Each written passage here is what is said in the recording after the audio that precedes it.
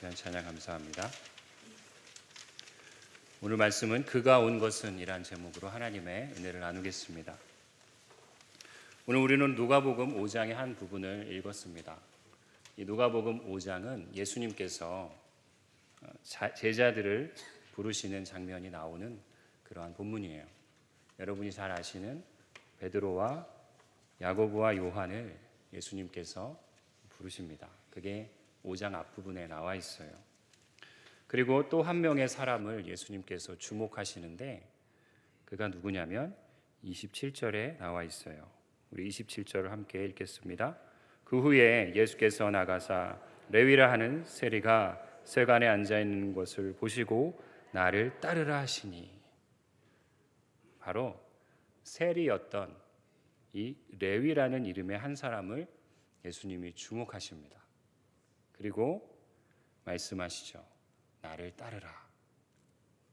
그러자 이 세리가 즉각적으로 모든 것을 버리고 예수님을 따라가는 거예요. 여러분, 저는 성경을 읽을 때 이 부분이 늘 이해가 안 갔습니다. 어떻게 나를 따르라 이렇게 한마디 하였는데 모든 것을 버리고 즉시로 따라갈 수 있었을까 하는 것이에요. 여러분이라면 그렇게 하실 수 있겠습니까? 나를 따르라 하였는데 모든 것을 버려두고 주님을 따르는 거예요. 이 레위만이 아니라 앞부분에 나왔던 베드로도 마찬가지예요. 11절에 보면 예수님이 이제 후로는 내가 사람을 취하리라 하시니 그들이 배들을 육지에 대고 모든 것을 버려두고 예수를 따르니라 하는 것이에요.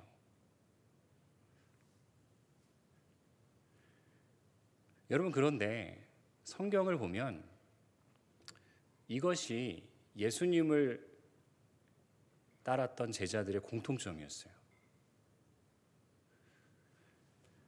그를 부르시는 주님의 말씀도 단순하고 그들의 순종도 즉각적입니다. 일어나 따르니라. 모든 것을 버려두고. 여러분, 제자란 누구입니까? 즉시로 주님을 따르는 자들이 제자예요.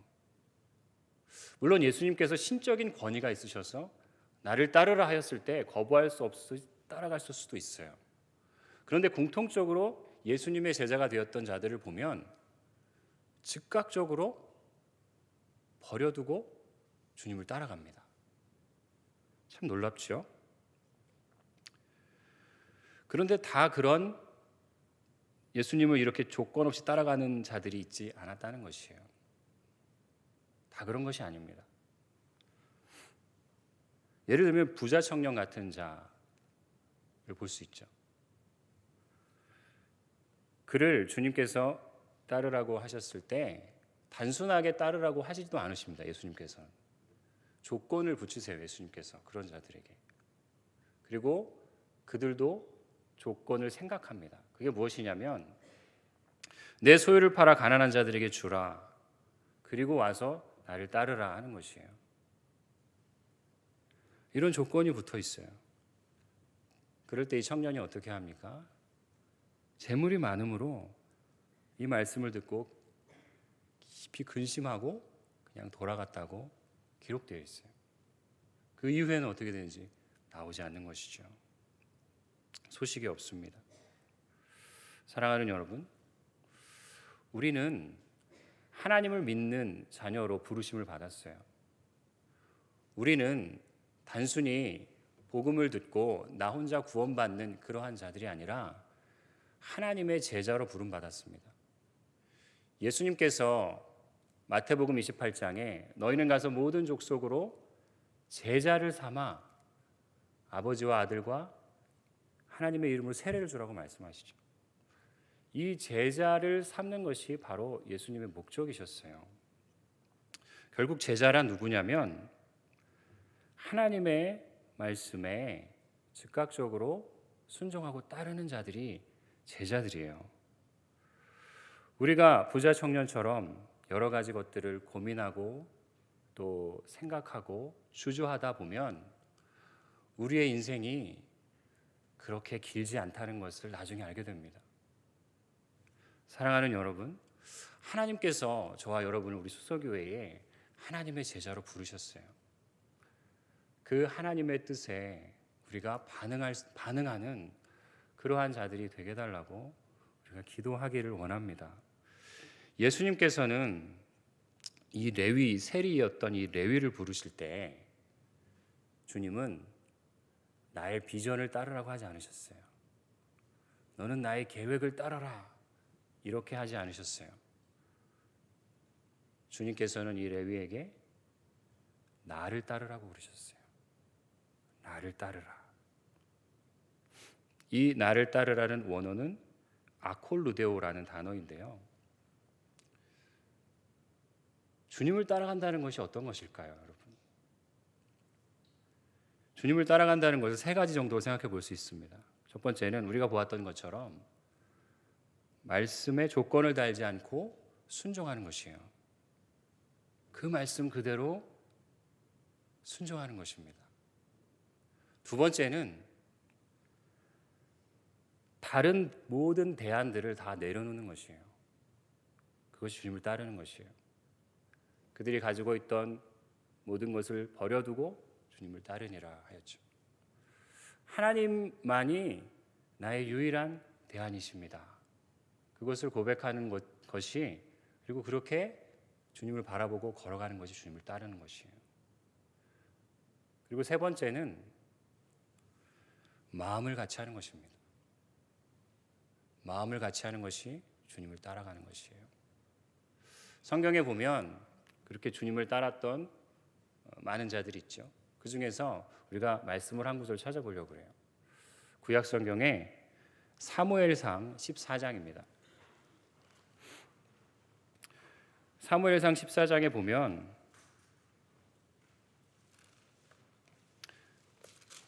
요나단의 이야기가 나와요. 사무엘상 14장 6절에서 7절까지의 말씀이에요.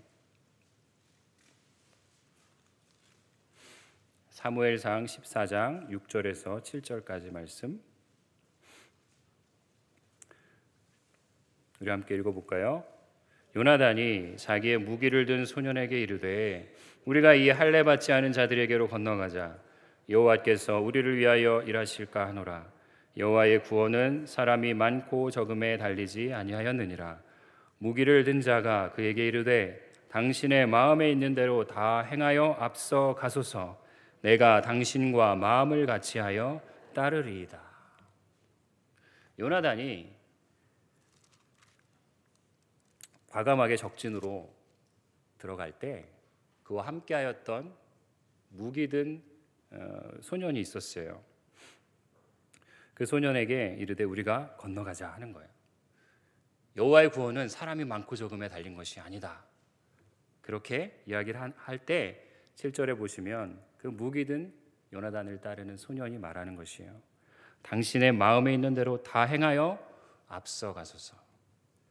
내가 당신과 마음을 같이하여 따르리이다. 요나단을 따라가는 이 소년이 당신이 앞서 행하여 나가시고 당신의 마음에 있는 대로 다 행하시옵소서. 나는 당신과 마음을 같이하여 따르겠습니다 하는 고백이에요. 여러분, 이 무기든 소년이 이 요나단 주인을 따라가지요. 마음을 같이하여. 예수님의 제자들도 마찬가지예요. 마음을 같이하여 즉각적으로, 그리고 다른 것들 대안이 아니라 오직 하나님만이 나의 대안입니다 하며 따라가는 자들, 그러한 자들이 제자들인 것이에요. 여러분, 오늘 제자들을 부르실 때 예수님께서 나를 따르라 하시는 음성을 잘 묵상해 보세요. 네가 먼저 앞서가라, 내가 도와줄게, 이렇게 말씀하시는 것이 아니라 나를 따라오라는 것이에요. 요나단에게 이 무기든 소년이 내가 앞서 행하소서, 내가 따르겠다 하는 것처럼 예수님이 앞서 행하시고 그 뒤를 따라오라고 하시는 이 말씀은 우리에게 가장 복된 말씀이요. 그리고 주님 뒤를 따라가는 그 삶이 살아있는 삶이고 가장 생명력 넘치는 삶이 되는 것입니다. 예수님의 제자들은 그런 것들을 경험하는 거예요. 여러분, 오늘 본문에서 이 예수님이 택하여 부르신 이 세리 레위가 누구인지 아십니까, 여러분? 이 레위가 누구냐면 여러분이 잘 아시는 바로 마태예요. 마태. 예수님의 제자 마태. 사도 마태. 마태복음을 기록하였던 그 마태가 바로 이 레위예요. 이 레위는 히브리식 이름이 레위이고 헬라식 이름이 바로 마태입니다. 그 자가 바로 예수님이 부르시는 바로 이 사람이에요. 그는 세리였다고 말씀하고 있어요. 헤롯 안티파스의 통치 지역에서 세관에서 이 세금을 받는 그러한 직업을 가졌죠. 여러분이 아시듯이 이 세리들은 굉장히 죄인으로 취급받았잖아요. 유대인들에게. 그리고 무시받고 혐오하고 싫어하는 인물이었죠. 자존감이 낮았던 이 레위, 이 마태가 예수님의 부르심을 받고 그리고 기쁨으로 충만해집니다. 29절, 다시 우리 본문으로 돌아올게요. 누가복음 5장 29절 읽습니다. 레위가 예수를 위하여 자기 집에서 큰 잔치를 하니 세리와 다른 사람이 많이 함께 앉아 있는지라. 28절에 그가 모든 것을 버리고 따르니라. 그리고 29절에 예수님을 위하여 잔치를 벌이는 거예요. 사랑하는 여러분, 우리가 이 사건에서 한 가지를 배울 수 있어요. 그것이 무엇이냐면 예수님의 부르심에 전적으로 순종하는 자에게는 잔치가 있다는 것이에요. 그 마음에 잔치가 임한다는 것이에요. 주님의 뜻에 순종하는 자에게는 잔치가 벌어져요. 여러분, 우리가 살면서 신앙생활 하면서도 왜 힘이 빠지고 지칠 때가 있습니까? 그것은 주님의 부르심에 순종하지 못하기 때문이 아닙니다. 그것은 반만 순종하기 때문에 그래요. 우리가 왜 고민이 많아질까요? 반만 따르기 때문입니다. 전적으로 따르지 못하기 때문이에요. 왜 결정하지 못합니까? 이것도 좋아 보이고 저것도 좋아 보이기 때문인 것이에요. 예수님을 따르기로 결정하면 모든 것이 정리가 되는 것입니다. 그리고 간단해지는 것이에요. 비록 그 길은 십자가의 길이지만 그 길을 따라가는 자의 마음은 잔치가 벌어지는 것이에요. 잔치가 임하는 것입니다. 그리고 새로운 삶이 시작되는 것이죠. 옛사람은 가고 새 사람의 삶을 살게 되는 것. 예수님을 전적으로 따르는 자들이 경험할 수 있는 은혜인 줄 믿습니다. 여러분, 팬인가 제자인가라는 책이 있어요. 이 제자도에 관한 아주 중요한 말씀들을 전해주는 책인데 그 책의 마지막 부분에 이런 내용이 나옵니다. 윌리엄 보든이라는 한 청년이 있었어요. 이 청년은 억만장자의 아들로 태어났어요. 그리고 수십억 달러의 가치를 지닌 낙농 회사의 상속자였습니다. 그리고 이 윌리엄 보든은 예일대와 프린스턴을 대학원을 공부하고 학위를 취득한 아주 수재였어요. 그런 윌리엄이 고등학교를 졸업하자 그의 부모님은 그에게 견문을 넓히기를 원하면서 너가 이 회사를 또 경영하려면 눈을 넓혀야 되지 않느냐 하면서 세계 여행을 권유했어요. 그래서 윌리엄 보든이 유럽과 아시아와 중동을 다니면서 여행을 합니다. 그런데 이 청년이 여행을 하다가 예수님을 만나게 돼요. 복음을 듣게 됩니다. 그리고 진실로 그 주님 앞에 그의 마음을 헌신하게 되는 거예요. 그러면서 자신의 삶을 예수님을 위한 선교의 삶을 살겠다고 결단하고 부모님 앞에 편지를 보냅니다. 그리고 세계 선교를 부르시는 그의 음성을 듣고 그는 중국으로 들어가기 앞서 아랍어를 배우고 이슬람 지역의 선교를 준비하기 위해 이집트로 건너갑니다. 그런데 그곳에서 그만 척수막염이라는 병에 걸리게 돼요. 그리고 한 달 뒤에 이 25의 아까운 나이에 윌리엄 보드는 거기서 죽게 되었어요. 그리고 이집트 카이로에 묻히게 됩니다. 여러분, 그의 삶을 보면 너무나도 안타깝지요. 그가 주님을 위해서 헌신하고 선교의 마음을 품고 그 중동 지역에 갔지만 결론적으로는 그 땅에서 죽었고 거기 묻히게 된 것이에요. 그런데 이 윌리엄 보든의 성경책에는 이러한 글귀가 적혀져 있었어요. 3가지 단어였는데 첫 번째가 무엇이냐면 남김없이라는 단어예요. 내가 예수님을 위해 남김없이 모든 것을 드리고 싶습니다. 남김없이. 두 번째는 후퇴 없이. 예수님을 따르기 위해 나는 뒤돌아보지 않겠습니다. 세 번째는 후회 없이. 나의 부르심 앞에 나는 후회 없이 하나님 앞에 응답하고 싶습니다. 그런 단어가 그의 성경에 적혀져 있었어요. 남김없이, 그리고 후퇴 없이, 후회 없이 그의 삶을 하나님 앞에 전적으로 바친 것이죠. 이 윌리엄 보든을 통하여서 그 이후에 수천 명의 선교사들이 그에게 영향을 받습니다. 그리고 그들이 진정으로 남김없이, 후퇴 없이, 후회 없이 하나님 앞에 자신의 삶을 드리며 그들의 청춘을 복음을 전하는 대로 헌신하는 자들이 물밀듯 일어나게 되었습니다. 여러분, 하나님께서 우리들도 마찬가지로 우리의 유한한 인생을 살아가는 우리에게 제자로 부르세요.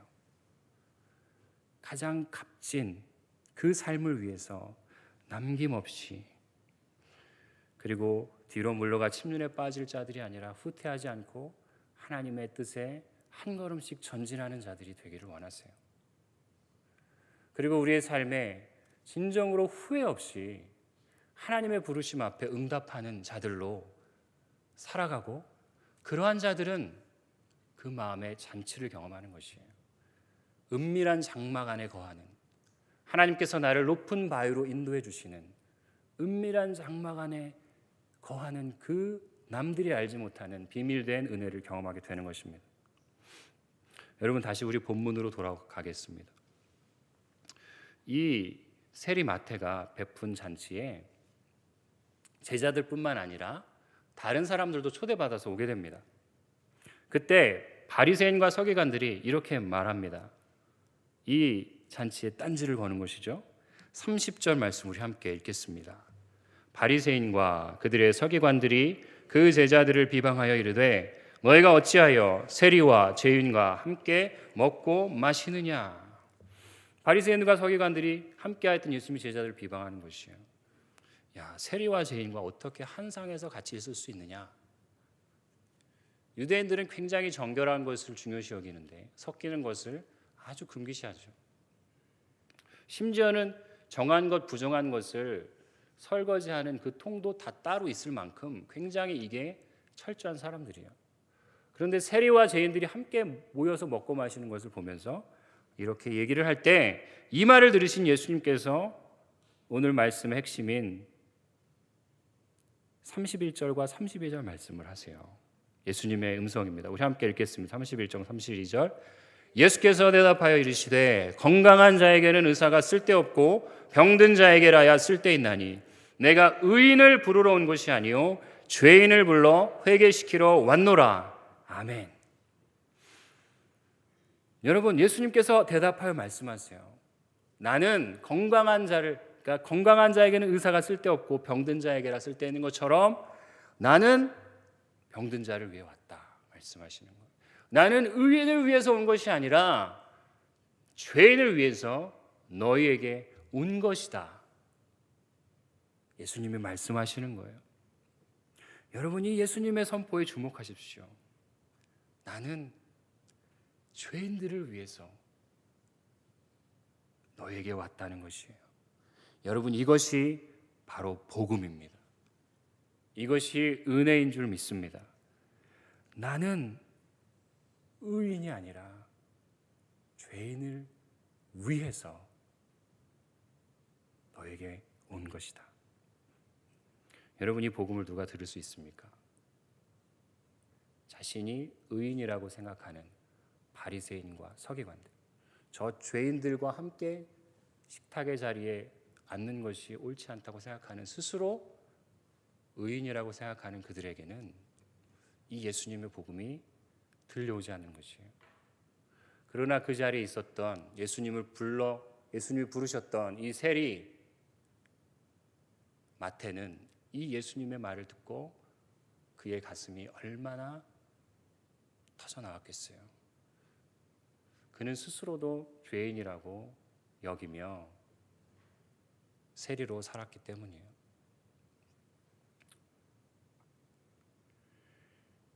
여러분, 이 말씀이 복음입니다. 여러분, 저는 이 말씀이 너무나 좋습니다. 예수님께서 우리에게 오신 것은 의인을 위해서 오신 것이 아니라는 것이에요. 건강한 자를 위해서 온 것이 아니라 치유할 수 없는 죄의 그 불치병 안에 놓여 있는 그들을 위해서 찾아오신 거예요. 사랑하는 여러분, 저와 여러분은 의로운 자들입니까? 여러분, 지금 청문회가 있는데 우리가 하나님 앞에 설 때 우리가 정말로 바로 설 수 있겠습니까? 우리는 그럴 수 없는 존재라는 거예요. 우리는 본질상 의인일 수 없는, 나면서부터 죄성을 가지고 있는 죄의 뿌리 가운데 태어난 그러한 존재들이라는 것이에요. 성경이 말하는, 여러분, 죄에 대해서 죄가 무엇인지를 보여줄 수 있는 유일한 책은 성경입니다. 세상에 말하는 범죄들, 그런 개념이 아니에요. 성경이 말하는 죄는. 세상이 말하는 범죄들은 영어로는 크라임이죠. 크라임. 범죄에서 형무소에 가고. 그러나 성경이 말하는 죄는 그런 종류가 아니에요. 이것은 본질적인 죄를 말하는 거예요. 영어로는 sin입니다. sin. 우리의 내면의 본질적인 죄성을 가지고 있는, 이것은 유일하게 하나님 안에서만 깨달을 수 있어요. 죄란 하나님 없이도 대안이 있다고 생각하는 모든 것이에요. 그리고 그 뿌리에는 마귀의 권세가 있습니다. 여러분, 예수님께서 내가 이 땅에 온 이유를 스스로 설명하는 본문들이 몇 가지가 있어요. 요한일서 3장 8절에 내가 온 것은 마귀의 일을 멸하려 함이라. 누가복음 19장 10절에 내가 온 것은 잃어버린 자를 찾아 구원하려 함이라. 요한복음 10장 10절에 내가 온 것은 양으로 생명을 얻게 하고 더 풍성히 얻게 하려는 것이다.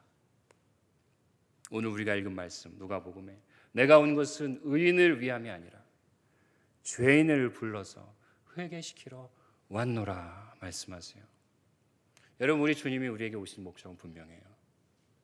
죄악된 나를 건지시고 나를 불러서 회개시키시고 하나님의 자녀가 되게 하시기 위해 오신 것이에요. 하나님과의 관계를 십자가로 회복하시기 위해 오신 것입니다. 마귀의 일을 멸하시고 그 사슬에서 우리를 건져주시기 위해서 오셨어요. 그리고 그 안에 진정한 생명을 누리게 하시고 영생의 삶을 시작하게 하시기 위해서, 더 풍성히 누리게 하기 위해서 오셨습니다. 여러분, 믿으시죠? 그러나 이 모든 것은 오늘 본문에 등장하는 바리새인과 서기관 그리고 마태와 같은 이 레위, 동일한 말씀을 듣지만 이 복음이 갈라집니다. 누구에게 이 복음이 들려옵니까? 자신이 죄인임을 인정하는 자에게 이 복음이 들려오는 것이에요. 우리가 어떻게 죄인임을 알 수 있어요? 한 가지 방법이죠. 십자가 앞에 설 때만, 십자가 앞에 우리가 바로 설 때 내가 진정한 죄인이구나, 그것을 알게 되는 것이에요. 그리고 그 십자가 앞에서 이 죄인된 나를 구원하실 수 있는 유일한 것은 바로 이 십자가밖에 없구나, 그것을 고백하게 되는 것이에요. 먼저는 내가 십자가 앞에서 죄인이라는 것을 인정하게 되고, 그리고 두 번째로는 그 십자가 앞에서 죄인된 내가 다른 어떤 것으로도 방법이 없는 나를, 이 죄의 문제를 하나님이 해결하셨구나 알게 되는 것, 그 은혜를 깨닫는 자들, 그들이 예수님의 제자의 시작인 것이에요. 여러분, 마태복음 28장 19절에서 20절에 그러므로 너희는 가서 모든 족속으로 제자를 삼아 아버지와 아들과 성령의 이름으로 세례를 주고 내가 너에게 분부한 모든 것을 가르쳐 지키게 하라. 볼지어다 내가 세상 끝날까지 너희와 항상 함께 있으리라. 주님 말씀하셨습니다. 우리가 가서 모든 족속으로 제자 삼는 자들로 우리를 부르셨어요. 그러기 위해선 우리 스스로가 먼저 하나님의 제자임을 알아야 해요.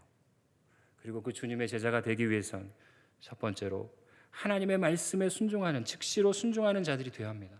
남김없이, 후회 없이, 후퇴 없이. 그러한 자들이 될 때 진정한 하나님의 내면의 잔치를 경험하게 될 것입니다. 그리고 죄인된 나를 위해 나 같은 죄인 살리신 주 은혜 놀라워. 잃었던 생명을 다시 찾았고 광명을 얻었네. 이 찬양을 마음으로 고백하는 기쁨을 누리게 되는 것이죠. 말씀을 맺겠습니다. 하나님께서는 저와 여러분을 너무나도 사랑하십니다. 우리가 아직 죄인 되었을 때에 그리스도께서 너희를 위하여 죽으심으로 하나님께서 우리에 대한 자기의 사랑을 확증하셨느니라. 이것이 복음입니다. 그 하나님의 사랑과 은혜가 우리 모두에게 더 깊이 깨달아지고 경험되어지기를 축원합니다. 우리 이 시간에 함께 찬송가 한 장을 부르고 기도하겠습니다. 305장입니다. 나 같은 죄인 살리신. 가사를 고백하며 우리 함께 찬양합시다.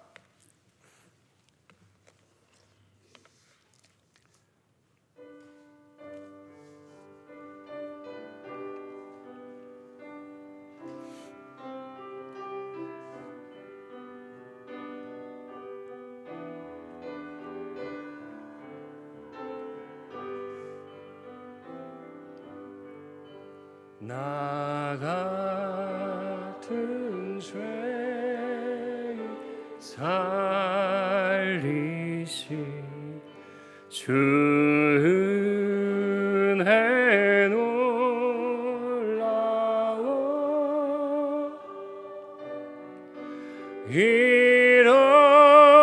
잃었던 생명 찾았고 광명을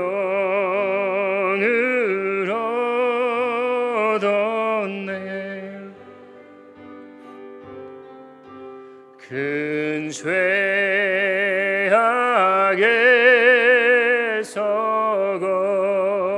건지시 주 은혜 고마워.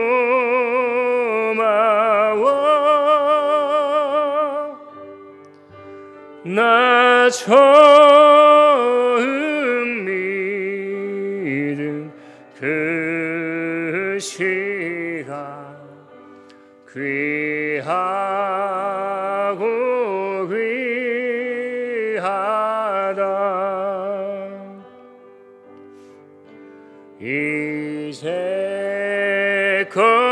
내가 산 것도 주님의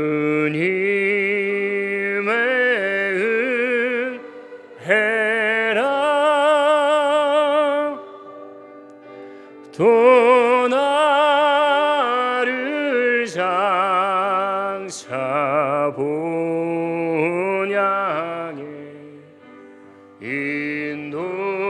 인도해 주시리.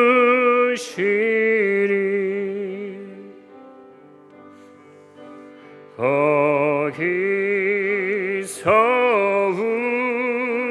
우리 영원히 주님의 은혜로